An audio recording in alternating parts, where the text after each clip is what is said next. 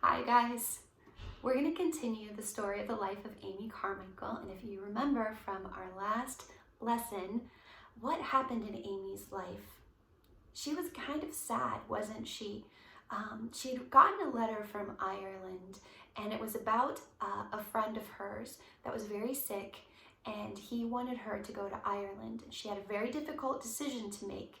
She had to decide whether she was going to please her friends and maybe make herself happy, or if she was going to do what God asked of her, which was to stay in India and care for the children.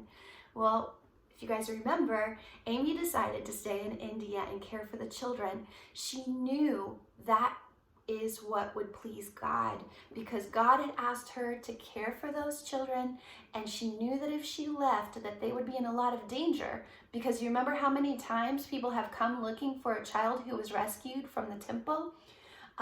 It's happened several times, and so Amy knew that she needed to be there to do what God had asked her to do, and that brought her joy. Even though she had a friend who was very sick and it made her sad, she could still be joyful in the middle of that sadness for her friend. And even though she missed home, she knew that she could have joy because she was pleasing God with what she was doing and caring for the children and rescuing them there in India. Well, God continued to show Amy lesson after lesson of how he would care for her and the children. And her mind went back to a time when she was a young girl and there was an orphanage in her area that needed money in order to continue taking care of the children there. And so she decided that she would go to a rich man's house and ask for money. Well, when she went to his doorstep and told him what was going on and how the children needed to be cared for, he said no, that he wasn't going to give any money, and he sent Amy away. Well, Amy left very sad, but she also left learning the lesson that God is our provider. God would take care of Amy and the orphanage and the children there, and she just needed to pray and trust him. Sometimes God asks us to wait before he answers a prayer. Sometimes for our good, we need to have a waiting time before he gives us his provisions, but he's always going to come through in his time that is perfect. And that's exactly what happened with the orphanage. Amy prayed and many other people began to pray, and God provided for that situation in a big way. But Amy remembered that later when God called her to care for her own children that had been rescued from the temple.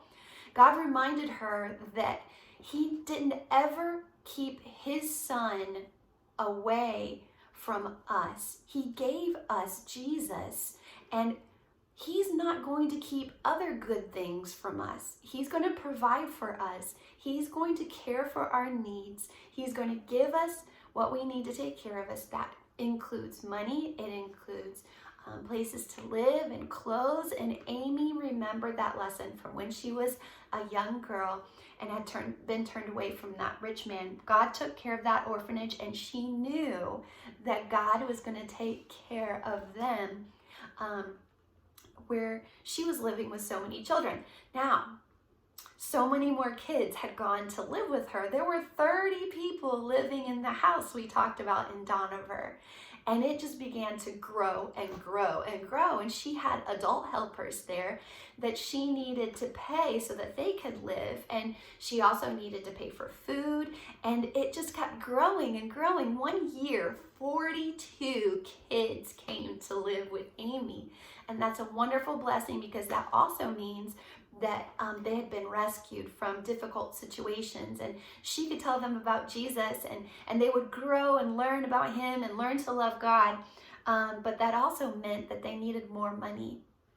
And so one day, Amy discovered that they needed about 100 pounds. Now, in dollars, that's about $500.